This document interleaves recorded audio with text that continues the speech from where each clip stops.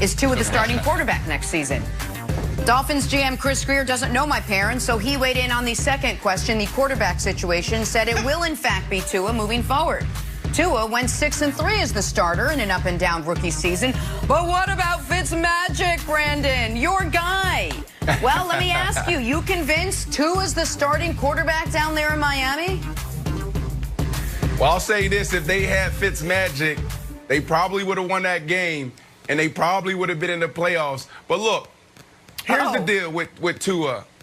Look, when he passed, when his first 15 passes go further than 4 yards, then I'll be convinced. If you go back and watch that game and look at his first 20 passes, like, what's going on here? Now, look, he has all the intangibles. You talk about leadership. You talk about relatability. You talk about can he throw it, football IQ. He has all of those things. But something interesting is going on in Miami. It's like this Tua Fitzpatrick thing, you know, sitting him, not letting him finish in games and getting those reps. What is going on in Miami where you're like, we got to pull him back?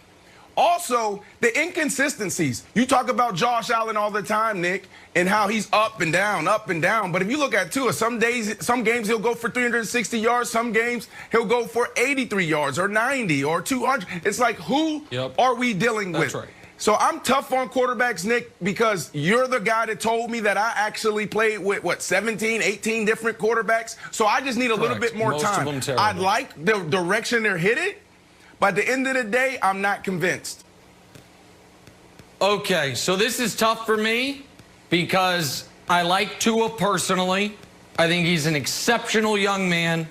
I really like his family, who I got to know a very little bit at the Super Bowl last year. And I went out there and said Tua, not Justin Herbert, not even Joe Burrow, that it's Tua should have been the #1 pick of the draft.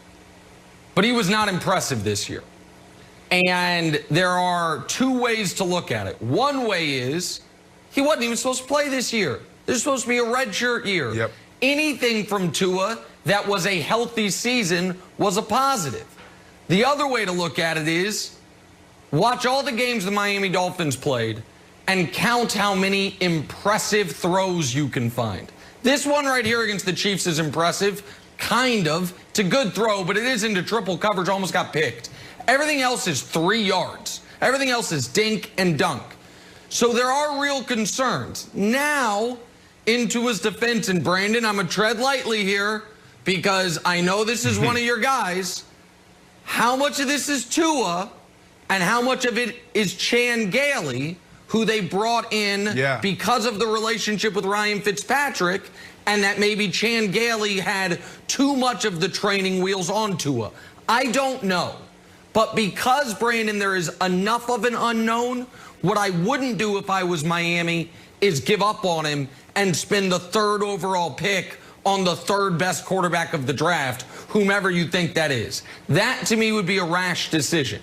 So I would not move on from Tua after a mediocre half a season of starting, but I cannot sit here and say I am thoroughly convinced the way I am about Justin Herbert that he is a no doubt can't miss franchise quarterback.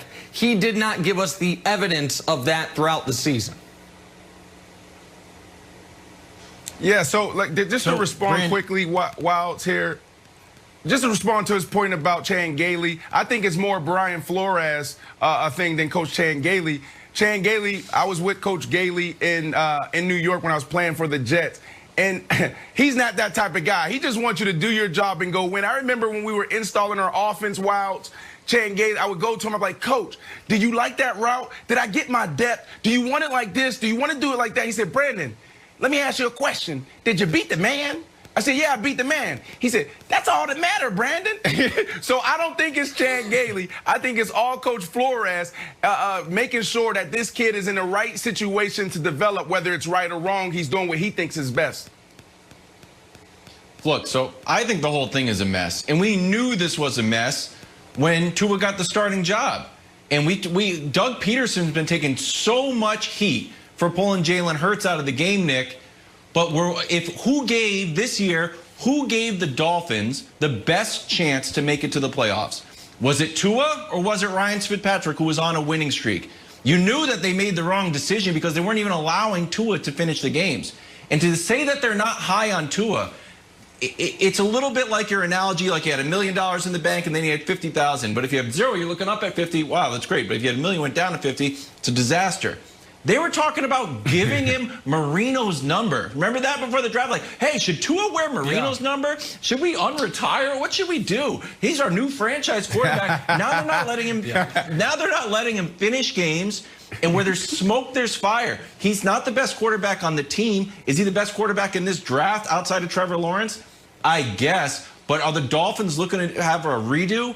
I'm 100% sure. It's like any conversation that's happening around Tua is not happening around Justin Herbert. None whatsoever. No, it's not. If you don't have a Justin Herbert relationship with your QB, then he's not the guy.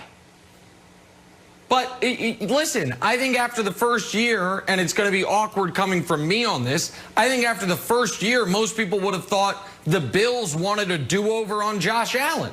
Another top 10 pick that there were question marks about. And now, right now, to the vast majority of the football world, that looks like a great pick. My advice